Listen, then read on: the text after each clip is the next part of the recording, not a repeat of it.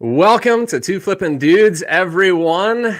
Thanks for joining us tonight, where Chris and I take on the reselling world. I am your host, Jason. I'm one of two Flippin' Dudes, and I'm with the other Flippin' Dude, Chris. Welcome to the show, Chris. What's up, Jason? Good to see you, brother. Excited for the show. Good to see you as well. We have a great show for you guys tonight. On tonight's show, you don't want to miss it. The 3 words that no reseller ever wants to hear. 3 words. I'm not going to tell you. You got to stay tuned if you want to find out. What are those 3 words? Chris, I know you may have an idea, but don't spill the beans. I'm actually not even sure what you're talking about, so I'm in the same suspense as all the viewers. Well, we'll reveal that later on. Well, each week, guys, we tell you through our game what we're selling. We give you some items that we've sold. We kind of go over the details. And of course, as always, that's a lot of fun, and we'll do that again at the end of this show. But we want to hear from you. What items are you selling? What items have you sold this week? Doesn't have to just be on eBay. Could be on any platform. Go ahead and put in the chat for us, if you will, an item you've sold and tell us about it. So what did it go for? What did you pay for it? Give us the scoop. We want to know. And you may get a shout out tonight on tonight's live video. Well, Chris, while they're doing that, and that sometimes takes a little bit of time, how's it going down there in sunny Florida?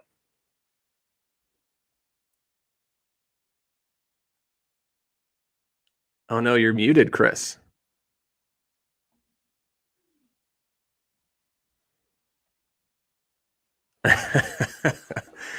Chris will jump back in with us here in just a second. I'll go ahead and tell you what's been going on with me while we're waiting on you, Chris. This week, I actually did something different. I do this about once a month. I go to my father's house, and he's about an hour away. And I thrift stores along the way. So I've got about 3 stores along the way that I hit up. I get lunch with him, and then I will go play pool. So he'll teach me a thing or two on the pool table because he's a lot better than me. But I'm getting a little better. So, Dad, if you're watching, take it easy on me. I'm getting there. So hopefully I can bring my winning percentage up and that losing record down. Chris, are you in? Can you hear us? I have no idea. Just having some technical difficulties. Can you hear me? I can hear you. You're in. For now. Okay. All right. Well, we'll see how this goes. So yeah, if you're here with us and I see a bunch of people jumping in, go ahead. Tell us what you've been selling this week. So what's going on with you, Chris, except for mic issues? How's it been this week? Can you hear me okay now? I can hear you loud and clear. Week was awesome, man. Crusher day of thrifting yesterday. Picked up 52 items in one day, bringing a total for 74 items on the week on 2 days thrifting. So I got my work cut out for me for the rest of the week. That's for sure. Wow, 52 items in a day. That's a good haul for the day.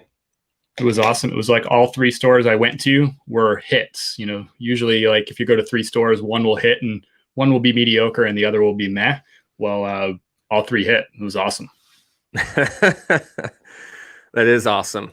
Not to draw into the situation, but Ryan said he sold a faulty microphone to some guy with a beard in Florida. I love it. I mean, if there's some kind of scam out there, I know Ryan's into it. A way to make pyramid schemes. Well, glad to hear that the thrift stores were popping for you this week. That's great. And nothing like getting a good haul to come home and now feel like you have stuff to list this week. Yeah, it's kind of like a gift and a curse because now I got a ton of work to do, right? I know, right? Now the not so fun part comes in. Yeah. Am I going to have a weekend now or what? But who cares? That's good. You know, trying to grow the business and I'm not where I want to be yet. So happy to grind through and get it all done. Picked up some really awesome stuff too. That's awesome. That's awesome. Yeah, I thrifted yesterday. And like I said, I was at my dad's, but I hit up like 2 or 3 stores over in his area. And it's always kind of hit or miss. They're kind of stores where I don't know if it's going to be a really good haul or if I'm going to find a few items, but ended up picking up some really awesome. There were some awesome clothing pieces, but also getting out of the clothing section and finding some hard goods, some toys, things like that. This hat. So I'll be telling you about it in just a second. But let's take a look at some of the items that others have sold this week, starting with Line Creek Boutique. sold a Magnavox DVD VCR, record paid $40, sold for $131. That's an amazing flip right there. And, if you know what you're looking at, and I'm sure that he did, he was okay with paying $40 because he knew it would go for that much. It's a great flip there, Line Creek Boutique. Or a recorder, yeah. Let's see. Ginger jumping in with us. Welcome, Ginger. Ginger says, I sold the carbon to cobalt pullover on an offer. Sold one of the first things she ever thrifted, a sequin dress, Adrian something or other, paid $450, sold for $54.99. Wow. For the first item you thrifted ever, gone, $55. So that's an amazing piece right there. Or amazing flip. I don't know what the piece is, but great flip. That's awesome. And you know what? Carbon to cobalt is one of my favorite brands to pull. So nice job, Ginger. That's awesome. I want to shine light too on Line Creek's other comments. The Roger Wilco game. It comes back from that's the old Space Quest. Am I right? Line Creek. That's the old Space Quest series. I guess that was Sierra Games back in the 80s. Yeah, I don't know what that is. So maybe he can shed some light on that. But that's $1 into $1.98. Great margin there. That's amazing. I would probably pay $1.99 for that game right now. Oh gosh. Flippin Sydney is in the chat. Flippin Sydney, I know you tried to join us last week. Thanks for jumping in this week. And I got to do a special shout out again. I've got my mom in the chat. So Mom, thanks for watching. First time that she's jumped in here. So glad you're here. Well, I'm not seeing anything else. Line Creek Boutique says, yes, you got it. So you must know exactly what he sold. Yeah, that's awesome. I used to have all of those Space Quest games. 1, 2, 3. I'm trying to think. I think there was a 4, but yeah, I used to rock all those games. I loved those games. Yeah, I'll have to look that up when I get off because I have no idea. Not registering anything. Super classic PC gaming right there. All right, well, guys, thanks for joining us. Chris, do you want to tell us about the show and we'll get started? Yeah, well, welcome everybody to Two Flippin' Dudes. This is a live weekly show by resellers for resellers. Jason and I do this show for 3 simple reasons. First, we love reselling and flipping. Second, we love talking about reselling. We love talking shop. And third, we want you to walk away from this episode and every episode with an idea or 2 or a tip to help you grow your own reselling business or to get started. So welcome everybody to the show. And Jason, happy Thursday. Happy Thursday to you. And that's who we are, guys. That's what this show is all about. So as you can see below, if you have a question for us, any reseller question on your mind, maybe something came up this week that you're just struggling with and Chris and I or someone else in the chat can help you out, go ahead and put it in now. And we will get to those at the end of the in a little bit, not at the end of the show, but in a second. That's one of our favorite parts of the show is honestly helping you as best we can, if we can help you with what you're facing. So please put some questions in if you have them. Well, this segment in the show, we always show some items that we've picked up this week. And, Mom is saying, need the story on the hat. So I've got to show 2 or 3 items that I thrifted that I'm excited about because they go really fast. So I'm going to show you a couple items really quick. And I'll start off with this hat. I don't know that this necessarily will go that fast, but if you can see it right here, I don't know if you can see the graphic. It says, the Dillard 1997 Reunion. And this is a Sansana is the brand, obviously tropical, very bright, floral Hawaiian hat. I paid up for this. I paid $10 for this hat, which I would never pay for a hat, but I just got really excited. I saw it and I had to get it. And I will say that when I got home and looked up comps, because I just thought, man, that thing is smoking. I got to do it. Didn't even look up comps in the store, and comps aren't as high as I thought they were going to go for, $25 to $30, but got it listed for around $40. We'll see if someone snatches it up full price. But even though I paid $10, I just couldn't let it go. It was one of those things I just had to get. It's a sweet hat, man. I've never seen anything quite like it. Yeah, it's. I'm sure there's some cool kids out there that would like this hat. I don't know if it's sitting right on me. It doesn't look like my style, but if you want this hat, let me know. I'll sell it to you. I'm going to show you one other thing, and then Chris will turn it over to you. I used to find these quite a bit in Denver, and they've always sold fast for me. And I'll show you the shoe here. And if you remember Chris's segment last week, he was talking about shoes to be looking for right now that are going to sell in the spring or summer, that are heating up right now. And these are one of the shoes he talked about, some barefoot minimalist running shoe. And you can see these are really lightweight, very not a lot of fabric here, but these are the Vibram 5 fingers, and they've got the little toe segments here at the end, kind of a unique piece. I'm sure you all know what these are, but I paid $8.98 for these guys. And the Vibram 5 finger barefoot running shoe is how I'll list it. And it's always got a Euro size inside. So I'll look up the conversion for men's and list this. But these shoes right here, not joking, will go for $40 or $50 pretty quickly after I list them.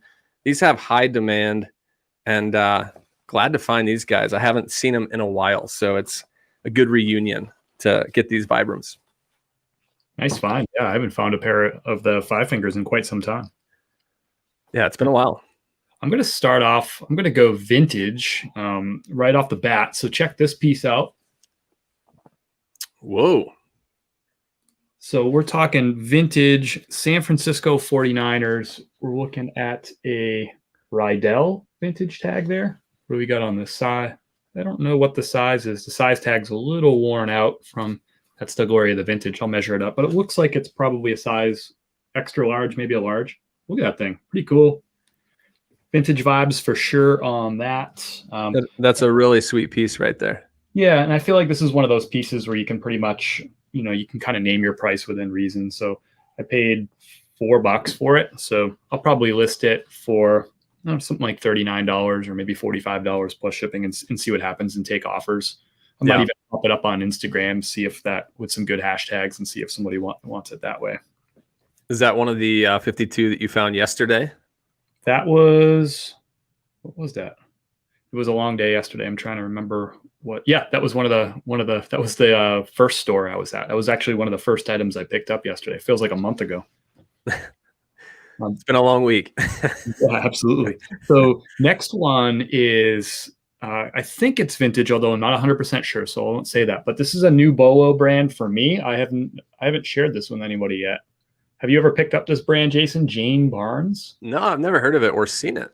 So it's a made in Japan, or the fabric made in Japan brand. This is a size medium. So I actually picked up 3 of these this week, which is wild to me because I'd only previously picked up 2 of them before. And the first one I picked up was just about 4 or 5 weeks ago.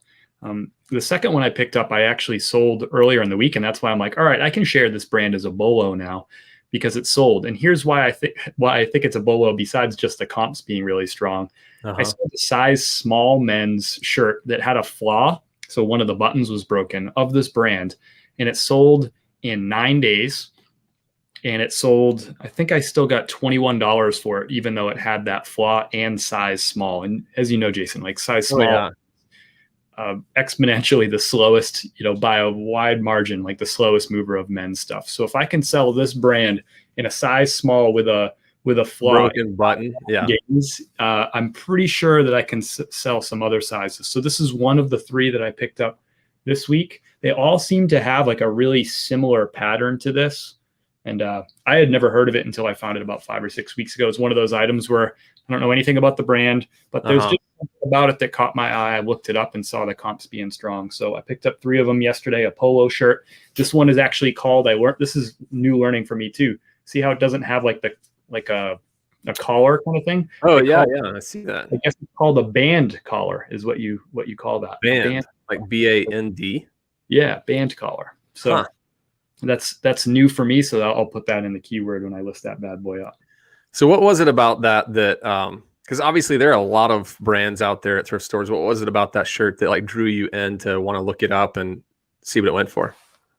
When you start looking at a lot of shirts like we do, right? And you start looking at a lot of tags and a lot of flashy shirts that are, fast fashion that are made to look like other shirts. You start picking up on like, just kind of like the quality of an item and just like looking at it. Like, this looks like a quality item, not one of those, I don't know, what's one of your favorite, yeah, Goodfellow or paper and denim or something like that, right? Like, And there's just the pattern and then like the feel of it in my hand. And it's a clean looking tag too. It's not like this flashy new brand. So I guess the combination of those things, and I guess the first one I found too actually said fabric woven in Japan. So that was another thing that caught my eye too. You don't find the items that are woven in Japan, right? It's kind of unusual. Yeah, that is unusual. Do you have something ready, or you want me to go? I'll jump in. Okay. Yeah, show us one more, and then I'll show one. Since you left the door open, I'll jump right in. I got a ton of stuff, so happy to talk about it. So this is a brand that I don't typically pick up, and I'm showing you this one for a reason. So Nordstrom. And I picked this up because, well, I'll show you the tag again. It's 100% cashmere. So that, that's the key there. That's the draw right there. Yeah. It's a great size. It's an XL tall. It's also a, quarter zip, like mock neck too. So all those things stack up to this thing's probably, a $35 to $40 sweater. Maybe even a little bit higher since this is the XL tall and the quarter zip. I actually picked up 2 Nordstrom 100% cashmere, same size. So just, it's just a reminder to folks out there, like we talk a lot about brand names, right? But to look beyond the brand sometimes. Nordstrom is a brand that I started picking up when I first started reselling. I thought Nordstrom, that's like they always carry high-end stuff, right? And I didn't do well with Nordstrom. So I learned my lesson, so to speak. I might still have Nordstrom button-down, like a couple button-down shirts in my inventory from 2.5 years ago, like one of my first thrift trips. So, but it's a bad brand. But when you see 100% cashmere, it can elevate, a borderline brand for sure into a definite buy. Right. Take those ones that are like, to me, Nordstrom's off, like no size, no color, nothing will let me pick it up. But 100% cashmere, you're on. Yeah. Yeah, I agree with you on that Nordstrom. It's been a bad brand for me as well. I just don't pick it up. But cashmere is a different story.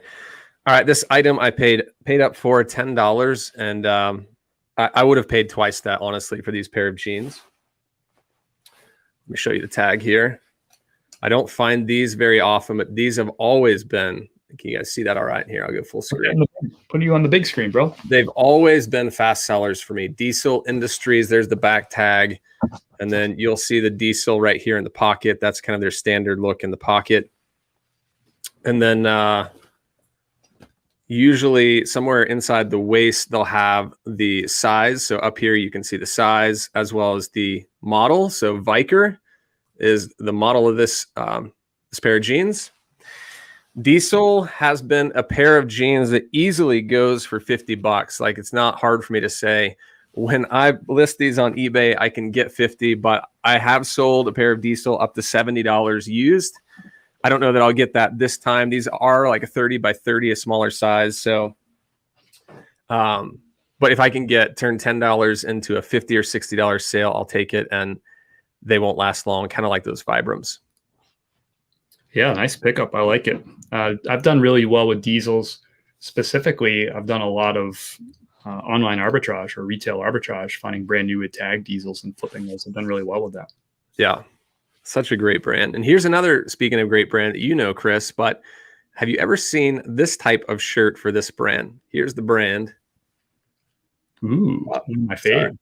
Mizzen and Main, but it's a polo shirt. It's just like a solid color polo shirt. I've never seen a Mizzen and Main polo. Me neither. That's a cool pickup. I mean, have you comped it yet? I mean, I obviously know what the comps are for the long sleeve performance dress shirts. I mean, those are killer, $40-$45. What are you looking at on polos? Yeah, the polos don't go for as much. I'd say a minimum of 30, including shipping, maybe 35. But I think I paid like $3 for that. So that wasn't a hard pickup. And anytime I see that brand, I would pick it up. It's such a fast mover. So yeah, Mizzen and Main, those of you looking for a bolo item, that's definitely one. It's a rare find, and this is not an attempt at one-upsmanship, but I found 3 Mizzen and Main shirts at one of the 3 thrift stores yesterday. Actually, the third one that I went to, the last one. 3. Actually, I found 4, but one of them was pretty badly stained. I left it. I almost bought it anyway because Mizzen and Main is such a great brand, but I decided to, I'm like, hey, 3 in perfect condition. Roll with that. That's good. I'm not going to press my luck. Yeah, that's a really that's an interesting thought of like, what are the brands that even flawed you would buy? And I would say that too. I've definitely looked at a flawed Mizzen and Main before and thought, man, I really want this. I've picked up Filsons with some pretty bad flaws before and sold them for good money. Yeah. Well, do you have one more item, and then we'll jump into if we have any questions? Yeah, check this out. So I'm going to stay on the sweater theme and just the staying curious theme. So sweater vest, it definitely looked like wool when I looked at it. It's kind of that old school scratchy wool, to be honest with you. And you can see the tag right there. I have to look at it again, remember what it is. Hunting horn. So something I've never heard of before. But it is a little higher if you can. Oh, sorry. There you go. It is 100% wool, but it's a 100 Shetland wool, 100% Shetland wool. So hunting horn, exclusively J. Riggins. Never heard anything about the brand whatsoever. But again, it's one of those things like when you find something, it's 100% wool. Look up comps. There's not a ton of sales on this and not a ton posted either, which is great. It's a good size, well, size medium, not a good size, but whatever. There's like nothing posted. It does like size kind of comes out of the equation a little bit. You know what I mean? Yeah. But Shetland is a good word to find on a sweater. Absolutely. So I'm thinking comps in there, if I remember right, like 25, 30 easily, maybe up to 35. It was hard to find the vests. There was more sweaters than there were sweater vests, but it might go quick just because there's no competition in the market. Yeah. Well, good luck on that. Guys, we want to answer your questions if you've got any. And Ginger says, I've been holding on to a question all day. So Ginger, I don't see your question, but if you have one, please put it in and we'll get to it. If I don't see any, we'll move on to the 3 words that a reseller never wants to hear. So this is your chance, and we can always get to a few questions later on if they do pop in a little later in the show. But I'll give it just a second to make sure that there's not someone out there that has a question for us. Well, that's happening. I'm going to bring attention to one of my new mugs from this week. See the Disney ears there. Isn't that thing awesome? Is that what you would call like a 3D mug? Yeah, I'm glad that you're picking that up. I didn't know if it was going to come out on the camera, but you can see how it's definitely like kind of 3-dimensional on there. And it's on both sides, that same pattern. It's a really like heavy duty mug. And it's definitely from the like one that you get at Walt Disney World, like the park. And those things tend to sell a little bit better. I didn't show you because I was holding it. I didn't show you the handle there too. But that Walt nice World on the handle. I picked up 2 of these mugs side by side at the same thrift store. The other one actually had the tag still on the bottom that was from, actually, here it is. There it is. And then the tag on the bottom. Chris. Look at that right there. Got the Disney logo decal. And it actually says like on this tag, Walt Disney Parks and Resorts, Lake Buena Vista, Florida. And it's like $12. So somebody actually bought this like at the park or at the resort kind of thing. Pretty cool. And this one's also 3-dimensional. Yeah, great fun. Well, Ginger did put a question in. So Ginger, thanks for that. Says, I just converted my eBay to a store and I'm running a 15% sale off of everything. And normally I make offers to my watchers, but I feel like I'm automatically giving it with the sale. Do you still make offers if you are running a sale? I do. I'll leave offers on. I'll still send out offers as well to watchers. So both receiving and giving, but it's really, it's up to you on what you want to do. You can take that off, but I've noticed that by removing offers, it does limit the amount of engagement you're going to get just because people want to feel like they're getting a deal. So, I don't think I've hardly ever had my items without, even with a sale, I don't think I've ever had without offers, the option to make an offer. Yeah, I do it the same way. And I'll just use an example. Ginger, you have an item, it's $30. You're running a 15% off everything sale. So that brings it down to, what's that, $4.50 off. So then you're at $25.50. You leave offers on. Somebody might come in with an offer like, $23. Like, would you say no to that offer? Probably not, unless your profit margin was, really tight on it. So you never know. And remember, just turning on offers doesn't mean that you have to accept the offers. You can get somebody who comes in, you can list it you can have it at $25.50 on sale with offers on. Somebody could come in at $20 and you could just counter back with like 50 cents less or something like that. People are going to shoot their shot. You get best offer on, they might give it a try. But to me, it's got to, statistically, you're going to do better if you leave offers on. Yeah. And I don't want to miss what she just said, because there are a lot of people that, Chris, I think that's the question you and I have been getting so much in these live videos and just in general. She did say, I just converted my eBay account to a store. And a lot of people are asking, when's the best time to convert to a store? So Ginger, good for you in doing that. I know that sale is one of the perks, but there's going to be so many things that you can do now with that store and just get better rates on listing and things like that. So props to you for doing that. There was another question on kind of a tag on the offers question that Ginger just asked, but do you all put a minimum on best offers? Chris, what do you do with that? Nope. I did at one point in time, but then I no longer do that. I leave offers on it at any price, because if I have an item that's $50 and somebody wants to come in and do a lowball $5 offer, that's great. I'll counter that offer at 45 or whatever number that I'm comfortable getting rid of that item for. And what that's going to do is that activity on that listing is going to help the eBay algorithm so that it's going to show up better in searches and all that. So you definitely, I'm not a proponent of having it automatically reject offers, because then you're also not seeing like it doesn't give you a notification if somebody comes in at an offer below your bottom threshold. So you don't know if you're having like activity on that item. Like it's nice to know if you have some like activity and action on an item. It can let you know, like, is this something that if I'm getting no action on it and if it's been listed for 3 months and I'm getting no offers, I probably have a dead item and I'll be more willing to accept a lower offer. So you're losing out on getting all that information if you set that ground floor. Is it annoying to get lowball offers? Sure. Does it take all that much time? No, I don't think so. Yeah. And that's a really good point. There's something in us that's like, whenever we get that lowball offer, it's just sometimes can be offensive or just frustrating, or it can really like set something off in us.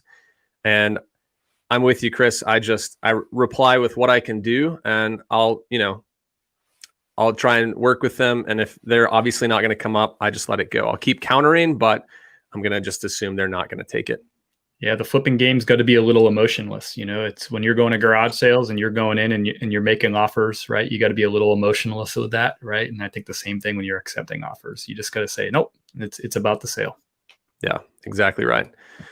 Well, I'm not seeing any other questions, but please don't let that hinder you if you have one. I'm going to go ahead and get into tonight's topic, the 3 things that a reseller never wants to hear. So before I do that, I want to paint a little picture. All right. So I'm actually going to go full screen on this, and I'm going to share my screen because I'm going to give you 3 accounts of what I'm talking about personally for myself. I'm going to get real with you here. And let me just start off by saying this. Let's paint a picture. You have eBay, you get a message, and you're thinking, oh, someone's asking a question on an item I have in my store. So you open it up and you realize that this is an item that you already sold. And at the top of that message are those 3 words that you don't want to hear: item arrived damaged. It's the thing that happens to us. If it hasn't happened to you yet, there's a good chance at some point you're going to get one of these, and it can be frustrating, and it can set off all kinds of like whistles and bells and sirens inside our head that just trigger a lot of things. So I want to show you 3 ways or 3 cases that this happened to me on. 3 cases where I sold something, it arrived damaged, and I want to explain what I did. And hopefully that will give you some advice on how you can handle it or give you some tips. There are obviously other ways to deal with it, but I'll show you the 3 ways that I handled these 3 cases. So I've got my screen here. Central Liberal, that's the worst feeling. Yep, sold a Disney mug and it arrived broken. So let me get into it. I'll show you exactly what this first item was. And you can see these 2 mugs here. Now, all of these are within the last 5 or 6 months, but I sold these mugs for $35, which included shipping. Great sunflower mug there. And then I got this message. Just received the mugs today, and basically one of the 2 of them was broken. So she had included the pictures, and you can tell, I won't read the whole message, but if you just look at if you read the message for yourself, you'll see that she's really understanding. She's not too aggressive or aggressive at all. She's just trying to be she's trying to work with me on this and figure out what's the next step. And she even says, it looks like maybe it happened in shipping. Well, I know that I shipped those out without cracks or without a broken mug. And I'll show you here. There's one of the mugs.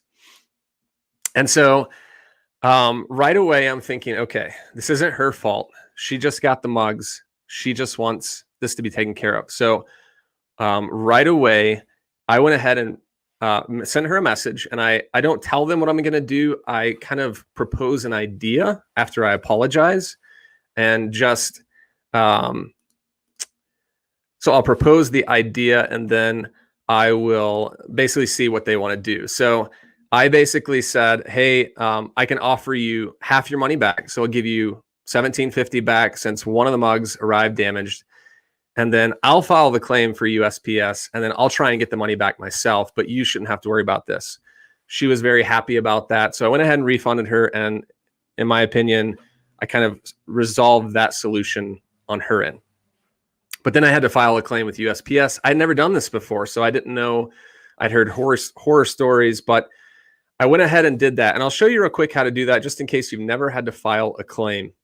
So I'll pull up the USPS website here and show you. I'm not going to show you how to file a claim per se. I'm just going to show you where it is so that you know if you need to file a claim at some point, if this happens to you and it hasn't already, here's where you find it. So if you scroll, this is the front page of USPS. If you scroll over to the right side, you'll see help. And if you toggle over that, you'll see this filing a claim tab. You click on that. And for the sake of time, I'm not going to, but if you click on that, it will take you in, and you can enter in all the details of the claim, what you sold, the value, how you shipped it, what you paid, all that stuff. It's a very tedious and very long process. And I wouldn't say it's fun, but if it's something that's higher value, it's probably worth it for you to go ahead and at least try. So I went ahead and filed a claim. And this was November 24th when she sent this message to me. So we're in the middle of elections and all that stuff that was going on then. We're in the middle of delays, COVID, all this stuff. It took probably 2 to 3 weeks, and I got something in the mail, like a written memo stating, bring the item in to the post office with the packaging, and we'll examine it and decide whether we're going to give you a refund. Well, it had been like 3 weeks, so I wasn't going to bother her.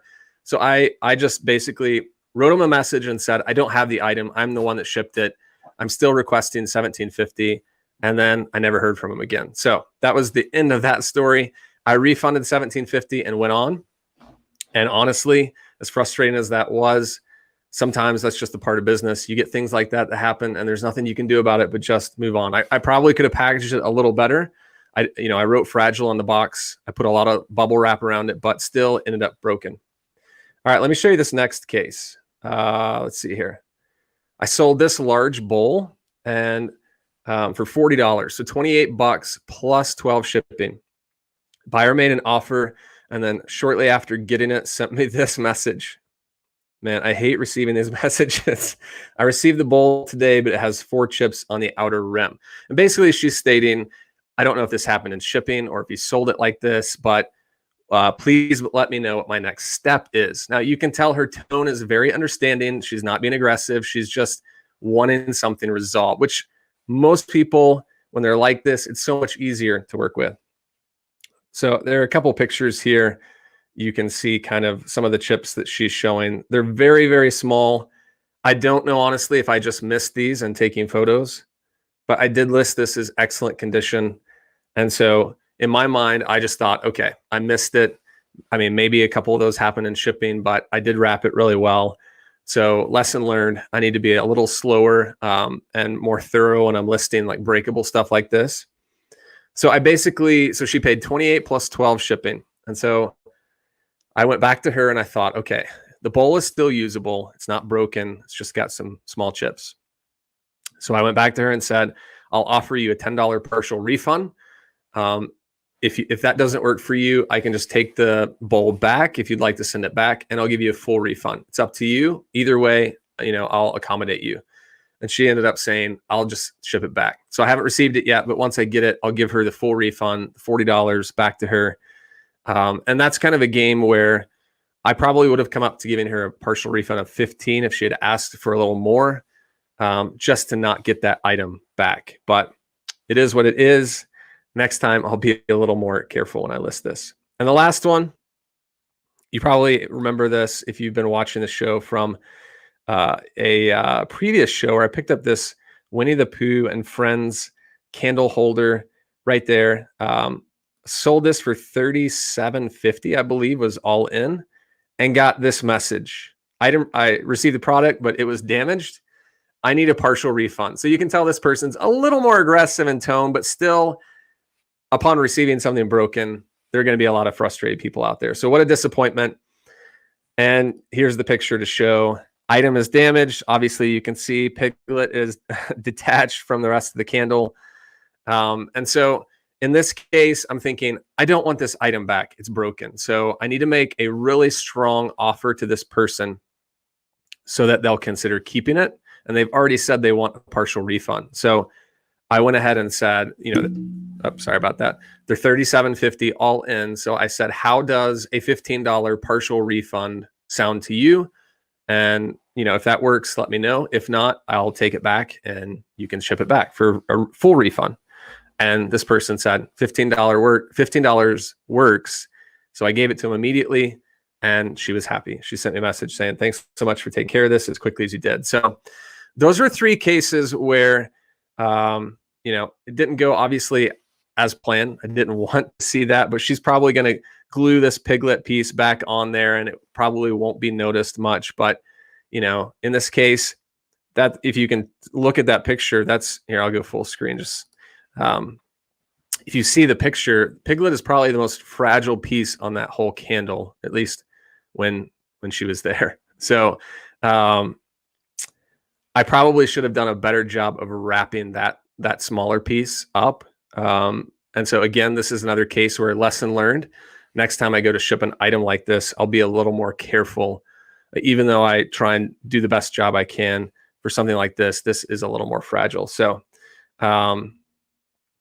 so those were the 3 cases that I had where I had to talk to the buyer and figure out a solution that would work for them. And I will say, I don't have one solution, not like a one size fits all for each case that happens like this. I've had times where I suspected the person may be just trying to get a partial refund and maybe they were not being truthful, and my response would be different. But most people, when this happens to them, they just want it resolved. They want it quickly, and they want to make sure that you're just not going to ghost them and never answer their message and take care of them. So those are the 3 cases. Hopefully you've learned a thing or two. At least I've learned from this that I need to do a better job of packing some breakables.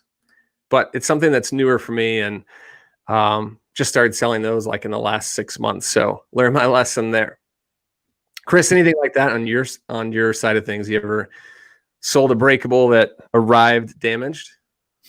Absolutely, it happens, and I appreciate the way that you handled those cases. You did a couple things important. Like, one, you communicated really clearly or really professionally, right? Number 2, you presented options for the buyer, for your customer. And I guess like number 3, like I should have said this first and foremost. Number 3 is you treated them like your customer. This isn't, when someone buys something from you, even though it's through eBay, I think a lot of people, especially early on, they think of it as like, this is eBay's problem. But eBay is the platform. They're your customer. Right. eBay just did the exchange, listed the item and, and collected the money and passed it along to you. But I appreciate that you treated them like your customer for your business, which is now what Ozark Mountain Goods. Yeah. So you said it so much more eloquent than me. I appreciate that, you treated it that way, that they are your buyer. So I think that's really key. So great job. Great examples. Yeah. And I do want to point out, this is a great comment too. And another strategy, hopefully you guys have never had this happen, but there's a great chance if you're selling breakables, it's going to happen at some point, unfortunately. But a great way to handle partial refunds is to ask the customer for the dollar amount that would make it right. Sometimes it's smaller than you think. And yeah, that's another great strategy too. If you don't necessarily give the dollar amount first, let them say, if I'd asked that to that person with the Winnie the Pooh candle, they may have said $10. And But in this case, I just wanted to make it enough where they didn't want to send it back. I didn't want to receive a broken item back and have to resell it. So great point there. And thanks so much, Nick and Renee. All right, Chris. Well, let's move on to our flipping game tonight. Absolutely. Let's play a flipping game. So we got 2 flipping dudes. We got 5 flipping questions. Question number 5 is important. We need our viewers to judge the winner of that. So, and there will be 1 flipping winner. So let's jump right into this thing. I love this game. So our first category is going to be I should know this by now. This is episode number 10, Chris. What was the biggest sale of the week? Biggest sale right there. Jason, you are our defending champion. You won last week, so you're going first. What was your biggest sale of the week? Here it is. This Saunders lumber home track back traction device. So this was given to me to sell, and I sold this for an offer of $200 plus shipping. So $255 total on this guy right here. And yeah, this was a 27 or 26, somewhere in there, by 26 inch. In the dimensions, it was almost 30 pounds. It was massive to ship, but I finally got it out. Glad to see that bad boy gone. Dang, that's a ridiculous sale, by the way, and just like such a random weird item. Where did you get that? Yeah, so my dad had this and he wanted it sold. And here are a few pictures of it. Honestly, I thought it would take longer to sell, but it actually went relatively quickly for such a large, expensive item. Nice job. Great flip. I guess spoiler alert, I'm not going to beat that. You definitely won the first category, but I'll go ahead and show you my biggest sale of the week. This is right after we talked about golf shoes in episode number 9 last week, that these things are going to start selling. And sure enough, they did. I sold a few golf shoes this past week and some athletic shoes too. But this one anyway went out the door for full asking price, $49 plus $16.95 shipping, because this went direct to Canada. So I shipped this to a customer in Manitoba. It cost me $16 to ship. And yeah, great little shoe. They weren't even in perfect condition, but a great bolo here, Echo, which is a brand that I haven't done well with in the past, but I think because these are the spikeless golf shoes, they did really well. Anyway, got a grand total of $66 for this item. That was my biggest sale of the week. Nothing like a whatever $200 some odd traction unit sale. All right. Update our flipping scoreboard here to reflect Jason just crushing the first category. So Jason with the shoes, 1. Chris with the shirts, nothing. Nice win right there. So let's move on to our second category. Question number 2. Biggest profit of the week. We're looking for the item that you sold where you made the biggest profit after shipping and fees. Here they are. Brooks Ghost, you just mentioned these last week, looking for running shoes to sell. And guess what? These sold within the last week. These Brooks Ghost 12 women's shoes. I sold on a best offer of $59 all in, including shipping. So with my fees subtracted, I made a total of $35.74. Dang, man, nice flip. And I'm glad to hear that somebody's watching the show and paying attention and taking notes on those Ghost 12s. I'm taking notes when you're telling what's selling, Chris. That's an awesome sale price, man. Nice job. Yeah, thanks a lot. All right, I am ready to go. What do we got here? So this might look familiar. This was, I showed you this just last week. This sold in 18 hours. I paid $4, and actually I paid $3.50 for this Patagonia Better sweater. I picked up 3 of them last Wednesday. 2 out of the 3 have already sold. I got full asking price, $53.95 plus $9 shipping. So I got altogether $63 for something I paid $4 for, and it was shipped out less than 48 hours from when I first laid hands on it. So I made a grand total profit after shipping and fees of $42 on this. And actually that's 42 times 2, because I also sold the gray one. Second one, yeah. So it's really 42 and 42, and both of them sold. And the first one was in 18 hours. The second one, the gray one, was in about, I think it was like 32 hours or something like that. So wow, be crazy. I'm actually surprised that the red one's hanging on. I thought the red one would go quick. Yeah, those are great pieces there.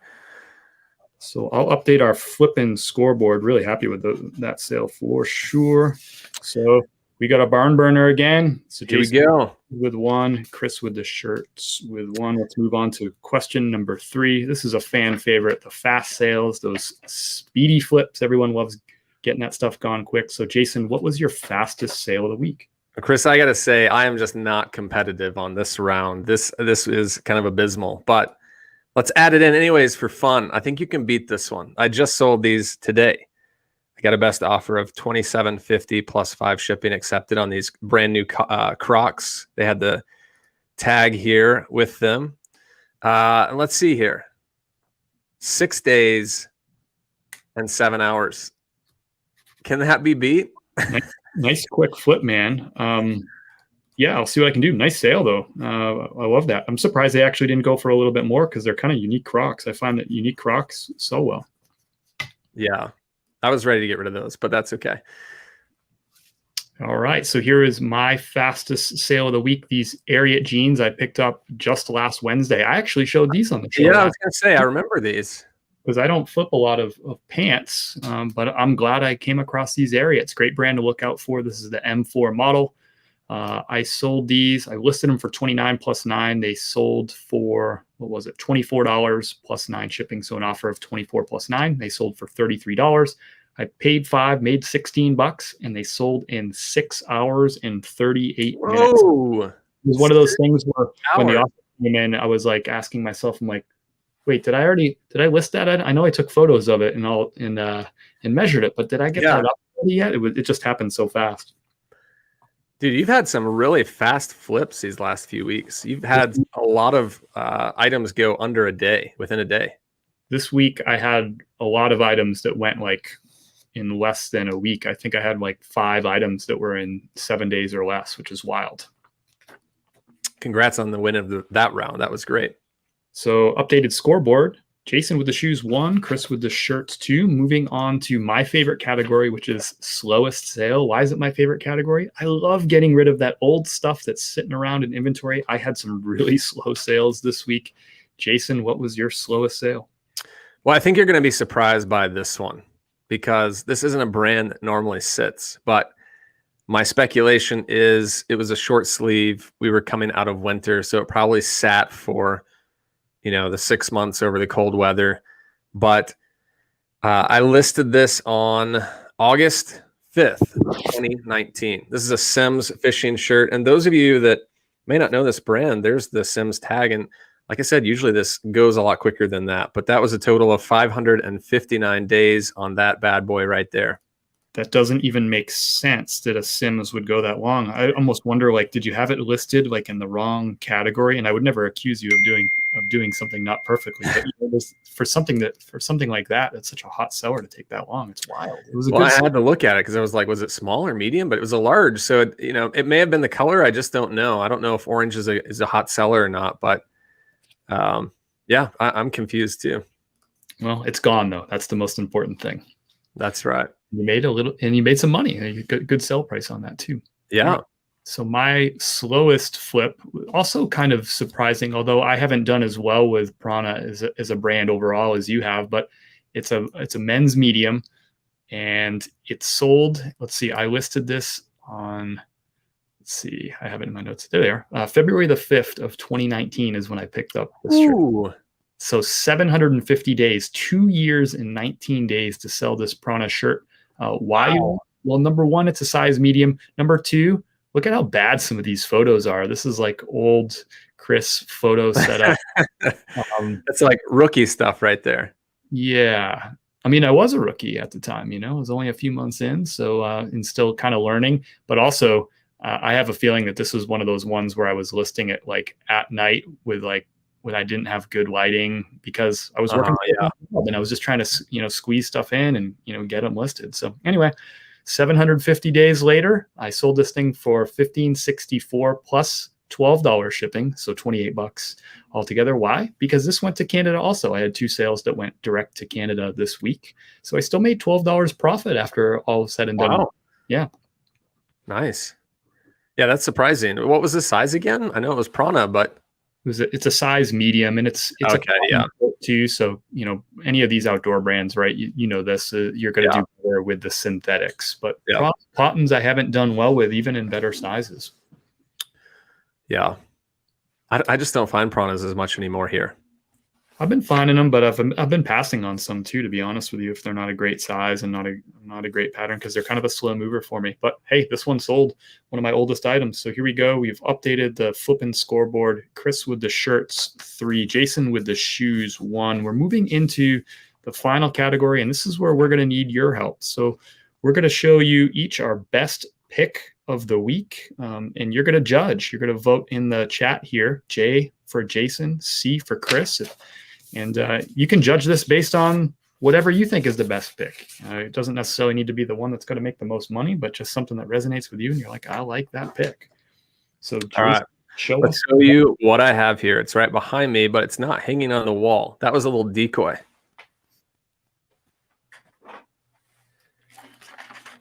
All right, so I walked in yesterday to the store. I saw 2 trucks like this. This one was, falling apart. This one was 717, and it's a massive truck. I mean, see if you can see the size, but look at the Mercedes logo on the front there. There's the 717 blue tag. This guy's a massive like cement truck. See if you can get it in there. And the thing is, I picked up 2 of these. There was this cement truck, but they had a Mercedes. I'll show you the other one. Please do. That thing's sweet.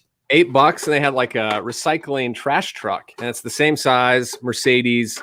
It's got some cool things where it's got like levers and it goes up and down and things. So I picked up both of these for $15. Now, obviously, those guys are huge, and I was thinking, okay, if I'm going to pick up something that big to flip, I'm going to bundle those together. But someone sold those exact 2 trucks used, same 2 trucks, for almost $100. So no way. Paid $15. I'm going to list it for around $100 and see what happens. And I love that find. That's really cool. And it's even better when it's the 2 of them. There's just something about that. I know, right? I felt kind of wrong at taking that out of the store, though. Yeah, you stole that from some poor kid who needs a Benz trash truck. Yeah. All right, man. You zigged. I'm zagging with this one. I'm sticking close. Check out this piece. There is so much awesome about this. So first of all, it is corduroy, and it's like this thick corduroy. I'm gonna bring this a little closer so you can look at that, like thick corduroy. Second, check out this kangaroo pocket at the bottom. What is that called? An anorak? I have no idea. This first time I found anything like this. And that's unique. The brand is Gap. Here, Gap, and you can definitely tell that that's a vintage tag on there. But just a really awesome half zip piece, corduroy Gap. Nothing like it listed on eBay. Whoa. Right? So this is one of those like name your price and accept offers kind of deals. I paid $4 for it. There's no size tag on it, but that's easy. I'll just measure it and and estimate the size in the title, and then put all the dimensions in the listing. Anyway, I think I paid $5 for that. I think it was 10 half off, and I'm going to list it for $59. It looks like it's either a size XL or 2XL, but just super, I don't know, like early 90s vintage, you think? I don't know. Yeah, that tag does look like 90s. I'm excited. But even that style, the heavy corduroy, heavy jacket. Yeah, if number 1, that was my size, and number 2, I didn't live in Florida, that thing, I would be rocking that thing. Yeah, that's an awesome find. That's funny you said 59, because that's the number that kind of popped in my head. Like if I had that, that's about the range that I would list it at. So right on. We got some votes coming in here, so we need your vote to decide who's winning question number 5. Throw a J in the chat if you think that Jason's Mercedes trucks, the trash truck, that thing was sweet, if that's going to be the best pick of the week, or put C in the chat if you think that that vintage heater from the Gap corduroy with a kangaroo pocket, or whatever pocket Jason just said it was. Well, I don't think that's what it's called, so I wouldn't hold me to that. But those jackets that are called like the anorak jackets, they're more of like a nylon, but they have that front pocket. It's kind of I think North Face and Patagonia make them like that. Burton has them. I guess they're probably more of like not like a heavy corduroy, but like a nylon or a windbreaker or a heavy ski jacket or something like that. Gotcha. Yeah, like anorak, or you spelling it like Anorak? I got that right? Anorak? That's it, man. That's how you spell it. All right. I think I'm going to put in this one. I think you know the keywords I'm going to put in for this one. Super dope. I'm putting super dope in that. I haven't put it in a title yet, but I feel like, do you feel like this is a super dope, if that deserves that in the listing title?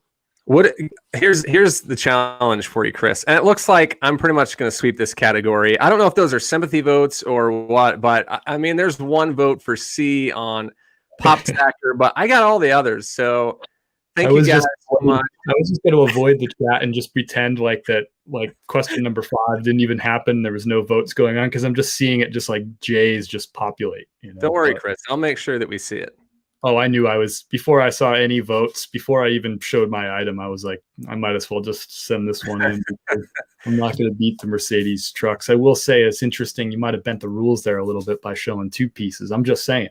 Well, no, but one of those made the cut. I'm glad that you did, though. Those were awesome pieces, and they really are. I mean, you're probably going to list them together. So to me, it's one anyway. I'm just giving you a hard time. So here's the challenge for you on your super dope Gap corduroy kangaroo pouch. Can you list it without saying the brand, gender, size, and just come up with the most descriptive words? Super dope, rad, heavy, general words, and sell it. Can I if I can get kangaroo in there, if I'm allowed that, or kangaroo pocket, I think I can get it on. Yeah, that's an awesome piece. Well, I win the round, but it's not enough to win the night. Kind of been going back and forth these last few weeks, but I guess it was your turn to win. Yeah, it seems like that's the way it's been going. So final updated scoreboard: Chris with the shirts 3, Jason with the shoes 2, another spirited battle. And I don't know, I think it's almost as cool to win best pick as it is to win the game itself, right? So yeah, if you look at it that way. So I just updated our all-time Flippin record books here. This is, by the way, the most high-tech show that y'all have probably ever watched. And let's talk about my artwork there too. Wow. So I guess that makes it 7 Chris, 3 Jason all time. I'm looking forward to next week's game. I'm going to be out there looking for some heaters. I'm going to be accepting offers and hopefully selling some stuff real quick. Well, I'm going to come into next week's challenge ready as well. So we'll see what happens. But here's our question of the night, which we always get into as the last segment of our show. And this isn't a reselling question. We just want to show you a hobby of ours as well as hear from you. So what's something you enjoy doing in your free time? Chris, I'll let you go first. What do you enjoy? Y'all are going to laugh at this, because not only am I wearing a vintage Miami Dolphins hat, and I got this rad Miami Dolphins polo shirt that I found behind me this week, and I'm sitting here in Florida. My favorite 2 things to do are to ski and to rock climb.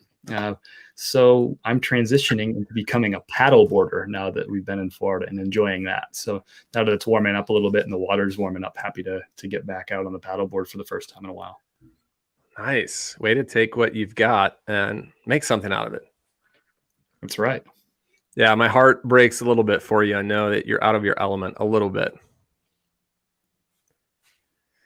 Well, I'll tell you 2 hobbies that I'm not really great at yet, but 2 hobbies that I'm learning. And one, we just got a piano not too long ago. So trying to learn how to play piano. That's one. I've always wanted to have one. I play guitar, so I've got a little bit of a music background, but I'm trying to see if I can translate that into piano.